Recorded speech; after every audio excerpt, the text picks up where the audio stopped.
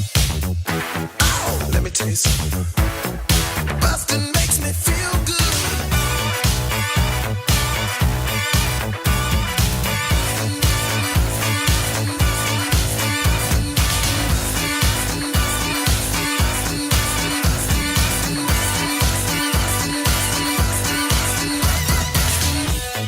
Hey everybody, welcome to Blockbusting, the podcast where we love to hate the movies. I'm your host, Jay Light.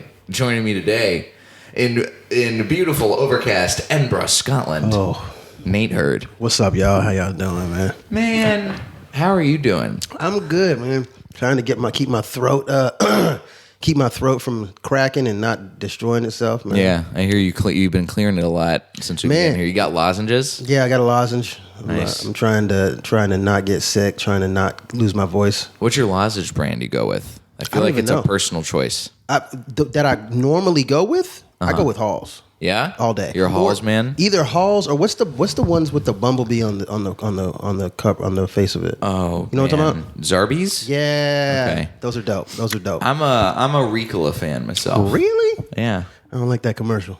I don't watch the commercial. No, your commercial is your business model. Okay? Nah. Your commercial is your business. I like Captain Crunch. All the cereals are good, but let's be honest, Captain Crunch is the best commercials. So that's why I go with Captain Crunch. You still eat Captain Crunch? Of course. Well, I mean, you still watch kids TV and watch commercials for Captain Crunch? 150,000%. 100. I love cartoons, especially like half an hour cartoons and stuff like that. Dude, kids commercials freak me out. And now as an adult, like anytime I've found myself watching something on Cartoon Network or Nickelodeon for a minute, those commercials, because you're advertising to kids, so it's just like super loud, super fast paced, and super colorful, yeah. And it's sensory overload. And now as an almost 30-year-old person, I'm just like, they warped my brain. Yeah, they 100% did. I love that. Like it affects my ADD brain. It's the same reason I like slot machines. It's colorful, it's loud, and things are moving around, right? And it keeps my attention. Why do you think all the slot machines that are fun now have old TV show shit in them? That's what I'm saying. And those are the ones that I go to. Yeah. Those are the ones I go to, and I can because if you're going to a casino, you're going to lose money. That's just what's going to happen. Yeah. Entertain me.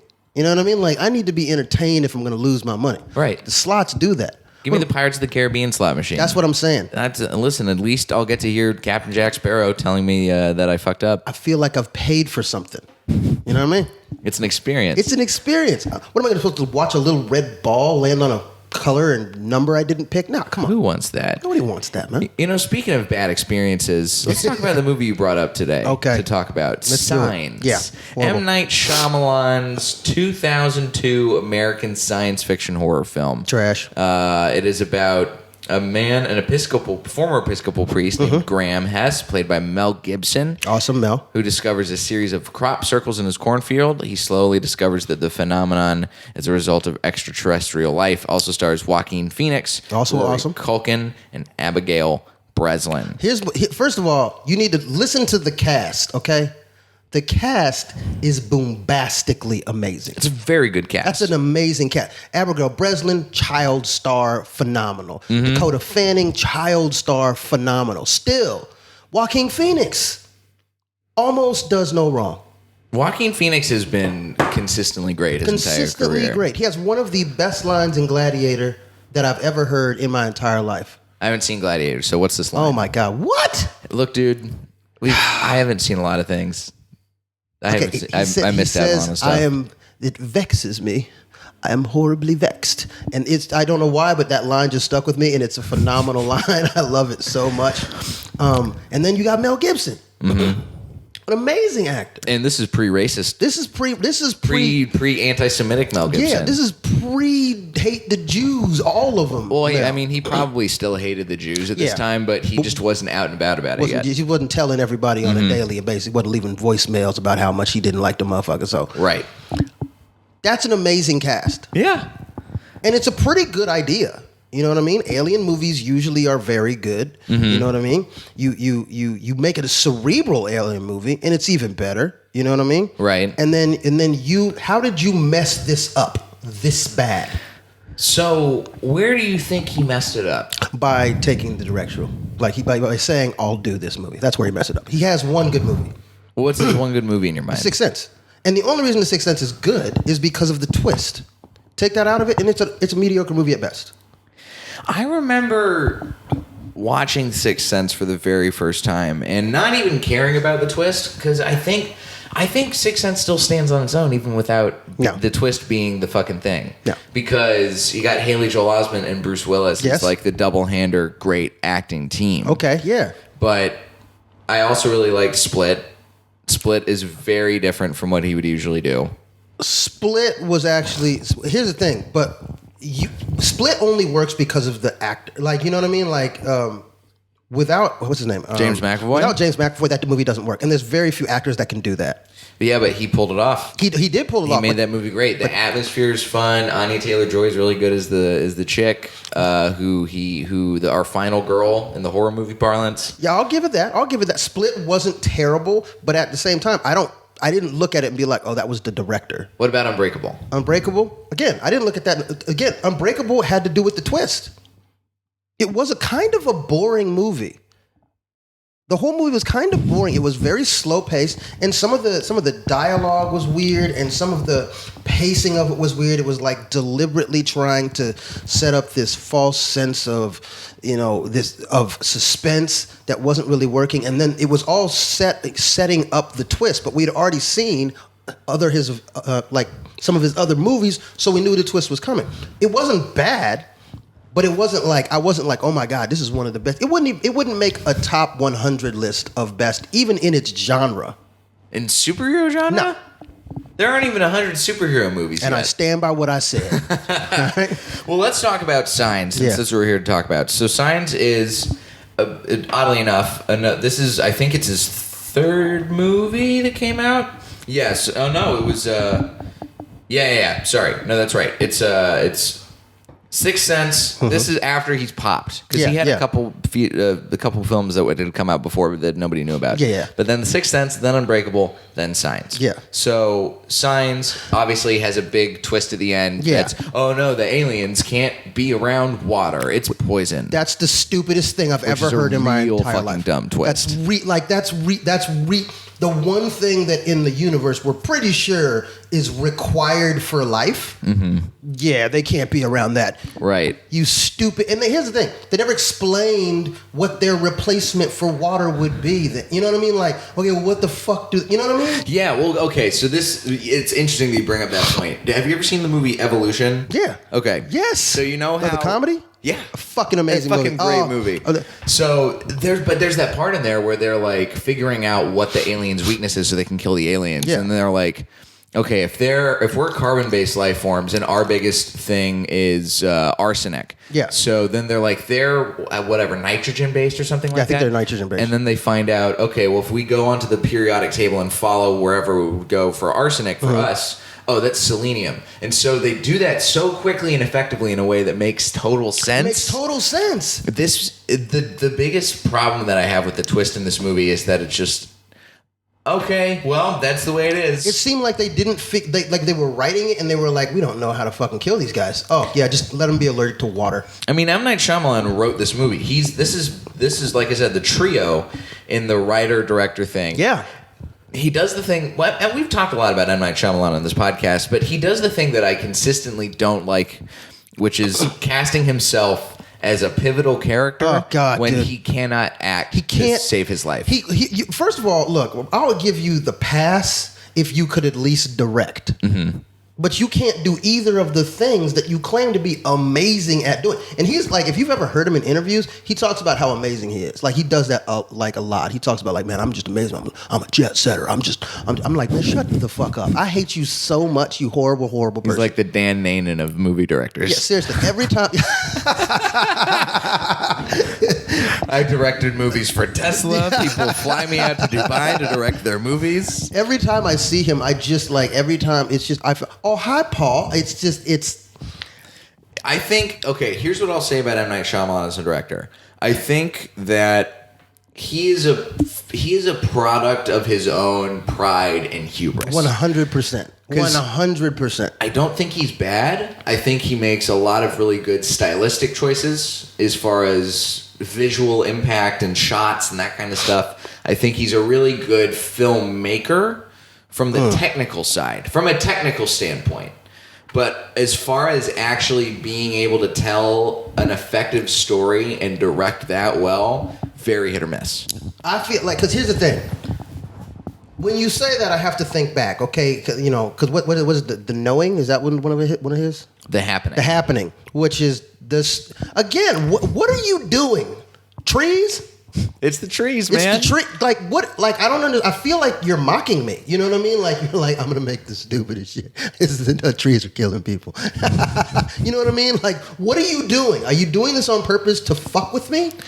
And that's like how it felt watching Avatar too, which I talked about a couple episodes ago. But Avatar is just like Are you Avatar: The Last Airbender? Yeah. Yes. Yeah. I was watching it and I was just like, what are you? How did you fuck this up so bad, dude? Let me tell you something. How are we watching this? I am such a big Avatar fan, and when I saw them, and I was so excited because I was like, look. I know he has fucked up movies in the past, but he has the source material. Okay, it is a successful franchise already. It's all laid out. It's all laid out. He just has to adapt it. It just has to adapt it. First thing he does is goes out and gets some damn white actors to play clearly Asian actors, which was his choice. Then he makes positive that they can't act. Right. Then he takes the pivotal character Aang. And he completely changes his personality. Right. Then he takes the one thing that everybody wants to see, which is the bending, and he makes it this retarded dance with zero martial arts background in it at all. I'm like, what? And then on top of that, it was some of the worst digital effects I've ever seen in a big budget movie. I'm like, how did you screwed it up? I felt like you're doing this on purpose. Man. So what about Signs? When you watched it, what was your first experience like watching it? Did you see it in theaters? I saw it in theaters. I saw it in theaters. And again, I'm looking forward to it because they got the great, I'm a huge Dakota Fanning fan. I'm a huge Mel Gibson fan. Dakota Fanning is not in this movie. You mean Abigail Breslin? Abigail Breslin. Sorry, yeah. Cool. I'm a huge Abigail Breslin fan. I'm a huge Mel Gibson fan. I'm a huge Joaquin Phoenix. You know what I mean? Like, I like all the people that are in this movie. And I'm like, okay. And up until this point, I did like Sixth Sense, and I wasn't mad at Unbreakable. So I was like, okay, you know what I mean? Like, right. You'll give it a shot. Yeah, I'm gonna give it a shot. And it was just, I was getting more and more irritated throughout the movie because I was like, this feels like a lot of filler with nothing's happening. Like nothing's happening. Slow. Yeah. And I don't mind slow, but something has to push the movie forward, and nothing was doing it. And I was like, okay, that's whatever. Like, I know he's gonna have a big twist at the end. That's fine. And then there's a scene where the aliens are in the house, and I got really. And me and my brother are watching this movie, and my brother starts laughing because he can see that I am just pissed off because I'm just like, you telling me that these motherfuckers could travel through space and time to get here, and they are stumped by a door. Well, it doesn't just automatically open and close for them. They've moved past this technology. What is this wood? I don't understand. I'm like, this is insane. And then water. Okay, now let me say, if you're coming from space, you can see that our planet is 2/3 water. Right. All right. Why would you land on that planet? Why would you? That's what I'm saying. That doesn't make any sense to me. You can figure out how to circumvent space-time. Right. Like the speed of light. You figured out a way around that because we're not close to anything. So you had to figure out a way around that. But you saw something. That's like Lemming looking at a cliff and just seeing their dude fall off and then being like, yeah, that's probably a good idea. You know what I mean? Like, doesn't make any goddamn sense. What are you doing? There's a lot of this stuff that just really, I mean, the fact that they are physically hurt by water. Physically. They get burned. It's not like that's what I'm talking. It's like not a chemical burn. Yeah, it's not like water like affects their physiology and something 10 years from now happens to them. No, it's like literally water gets on your skin and hurts you. That's like seeing lava and just being like, that's probably fine. Mm-hmm. I would never do that. No, of course you would not do that. And I'm reading about this.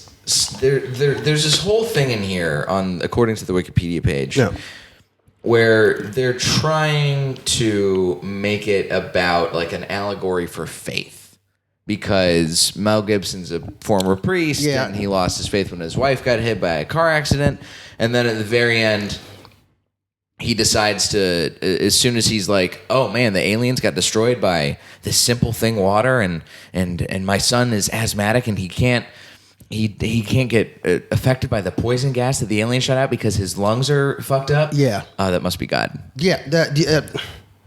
Which is a weird way. That's a really weird way. It doesn't look. I'm fine if you're going to go any kind of a religious route. No problem with that. Especially if your characters are religious. You're a preacher. I have no problem with you going that route. I don't have any problem with it. But if you're going to be free, if you're going to have somebody who is a preacher just flip that simply. I don't buy it. Well, here's the thing. I feel like if you're going to have somebody flip that simply, then number one, you just shit on religion. Yes. You know what I mean? Like you just basically said, these people are stupid and easily gullible, which isn't true. Right. And two, you just crapped all over the people who were watching the movie because you were like, this isn't for you. Yeah. You see what I mean? Like, so who were you making this movie for? Because you didn't make an entertaining movie. And that's the thing. It's like, it almost doesn't know what genre it wants to be. I remember the first time I ever watched this, I was in a car. I was driving. I was like 13 or 14, I think. It was probably like 13. All right. I was driving to Boy Scout summer camp. Fantastic, by the way. And my mom had one of those huge. Look like Suburbans. a Boy Scout summer camp, dude. So of course, dude. I told you I got camp counselor face. It's right at the fucking opening of my ad. And I remember my mom had this sweet Suburban that fit like all of our entire Boy Scout troop. And it's getting better and better. They had there were TVs in there. Oh my God. So we could watch stuff while we drove because it was a fucking long drive. Seems like an 80s sitcom. This is awesome. It was very fun. And we watched Signs, and the only part that I got scared, there's one part I got scared at. And it's supposed to be doing this weird, moody, atmospheric horror thing. And then there's one part where there's sort of a jump scare when it's the footage of the Brazilian birthday party. Okay. And you see the alien walk past in frame. Uh-huh. And in the movie, it's just played as like what is that thing? Yeah. Oh no, what am I supposed to do? Mm-hmm. What is happening? Yeah. And in the car, my friend Sean was sitting behind me, and he grabbed my shoulder when the alien appeared on screen, and I freaked out. And that was the only time during the movie that I was scared of anything that had happened. So the only time in the movie that you were scared was when someone in the car physically touched you. Yes. So nothing had to. This movie is not a kind of movie that feels affecting. Like No. it doesn't achieve what it's designed to do. Exactly. It feels like he was trying to make a movie for critics. Mm-hmm. You know what I mean? And I mean, Roger Ebert says that M. Night Shyamalan Signs is the work of a born filmmaker. He gave it 4 stars. of course he did. You want to know what he also gave 0 stars and 2 thumbs down? Ace Ventura: Pet Detective. It was they both gave it 2 thumbs down, said it was one of the worst movies they've ever seen. Then it came out and they actually changed their minds. Yeah? Fuck critics, okay? Listen, this is the craziest shit. And sometimes as over the course of especially like reading some Roger Ebert reviews, I still respect Roger Ebert as a critic. I do too. But listen to this bullshit. Yeah. I had to smile, recognizing how Shyamalan had essentially ditched a payoff. He knows, as we all sense, that payoffs have grown boring. Jesus Christ. So what you're saying is you think audiences don't want movies to have a satisfying end. Yeah, so you're saying, 2 acts is fine. Yeah. That's what you're saying. 2 acts is fine. Let's just end on a downer.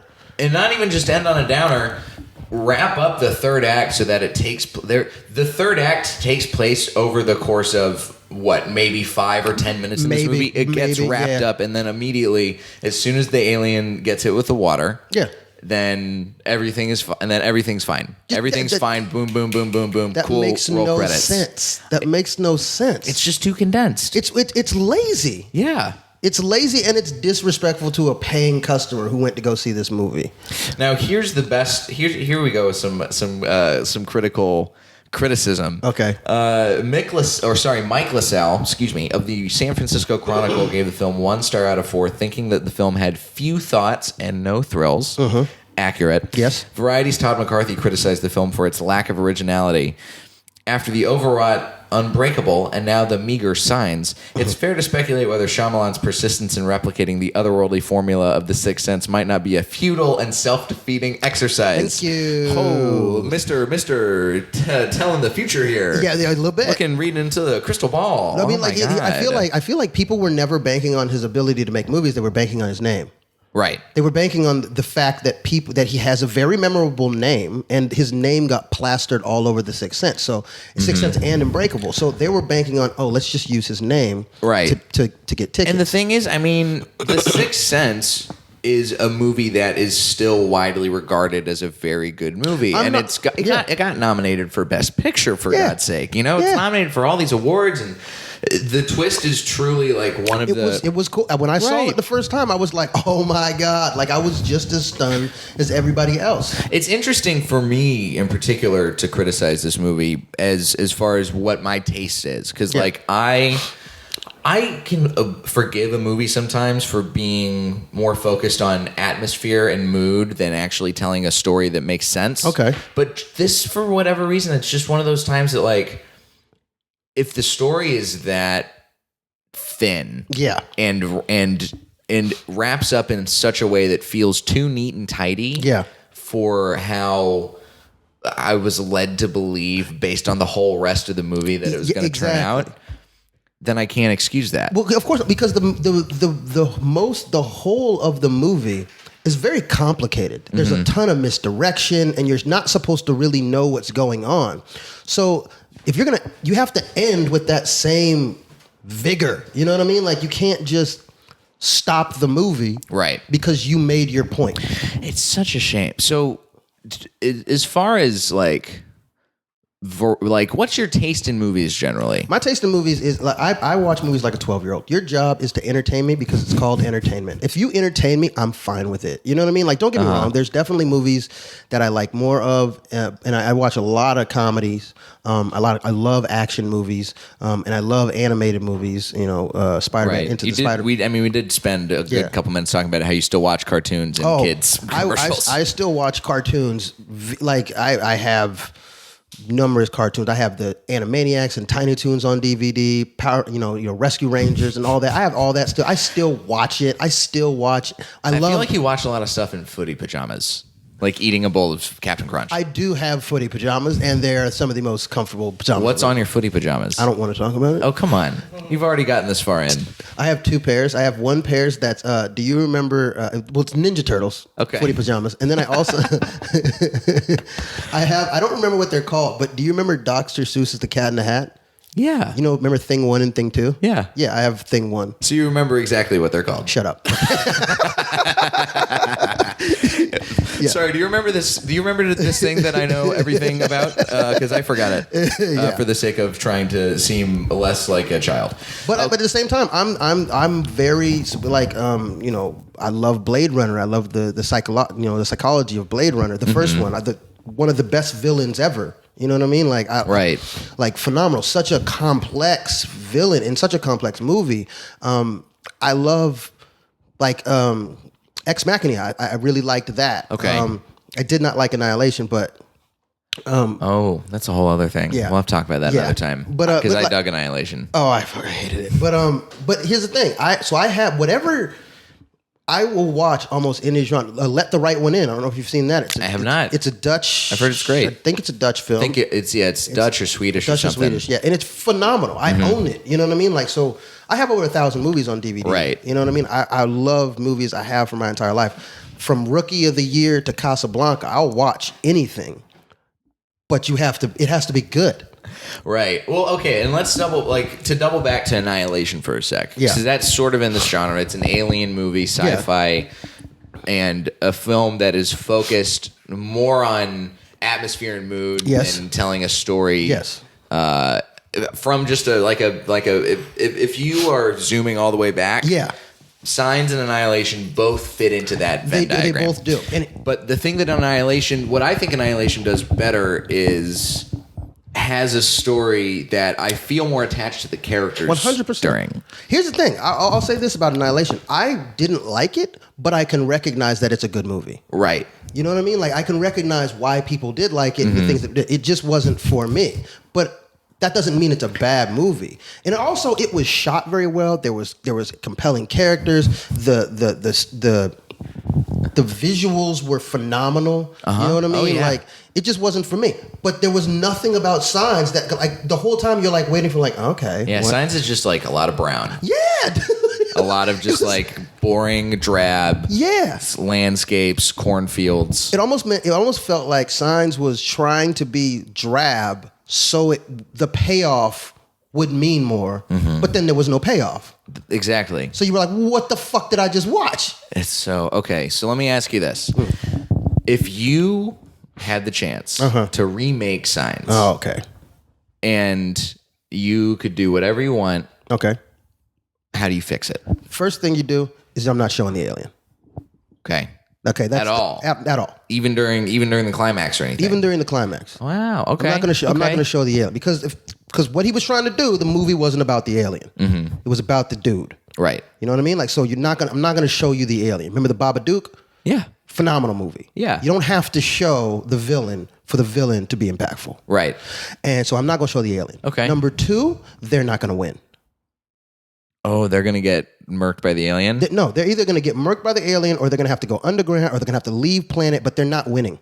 Okay. To me, that's logical. If they flew all the way here, they had an idea of what to do when they got here. Right. So you're not going to win.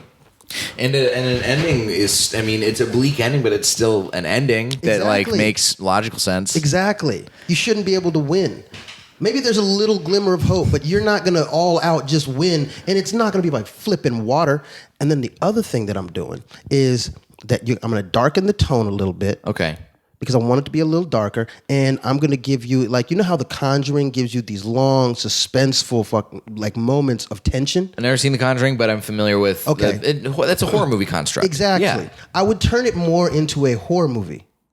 I would turn like more of a suspense thriller horror movie like that, and really a psychological thriller. You know what I mean? Like, yeah. And you can still keep that religious aspect, and it will probably mean more. I think so. If you put the horror aspect on top of it, because that's part of the reason why I don't think Signs works is because it does. M. Night Shyamalan's not going full on the gas pedal. No, exactly. And we need a little bit more. Like, you don't need to go pedal to the metal. No. But put a little bit more gas. Just give us a little bit more. Rev the engine a little bit more and make us feel afraid, or like something is messing with our heads. You have to show me that I have to not know, because here's the thing. I felt like I didn't know what was going on, but it was in a really irritating type of way. Right. I don't mind if I don't know what's going on if I'm constantly in suspense of, oh my God, what's going to happen next? But there was none of that. There was no anticipation. Have you seen Midsommar yet? Yeah. Okay. Midsommar does this very well, I think. It does. Because Midsommar... It makes you uncomfortable. Right.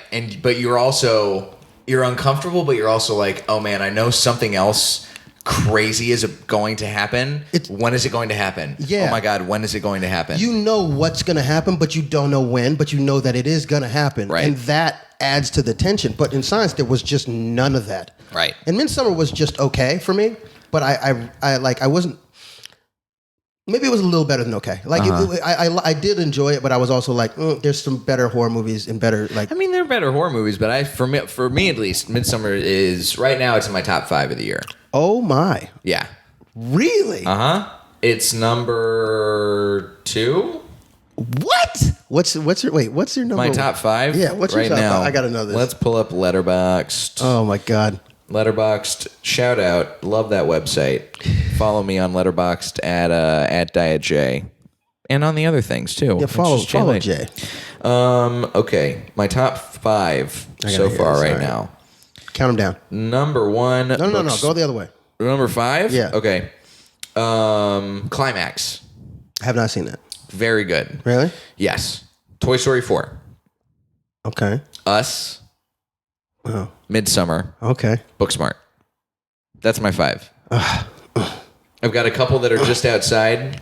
If you want to hear the full 10 right now. Yeah, actually I do. The bottom half. Number 10 is I'm Just Fucking With You.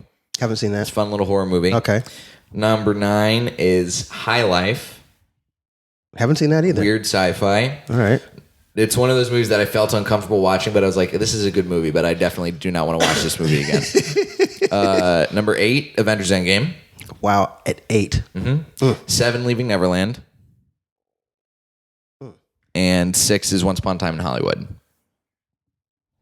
That's my list. Very angry at your list. What's your list? I mean, I wouldn't know. I mean, just What's your number 1 movie of the year right now? number 1 movie of the year right now would probably be Spider-Man. Oh, I still haven't seen Spider-Man. It's so good. It's really, really good. It's amazingly good. I was so happy with it. And I mean, Spider-Man's my favorite superhero. And I, for the longest time, was like, Spider-Man 2 is still the best Spider-Man movie. Right.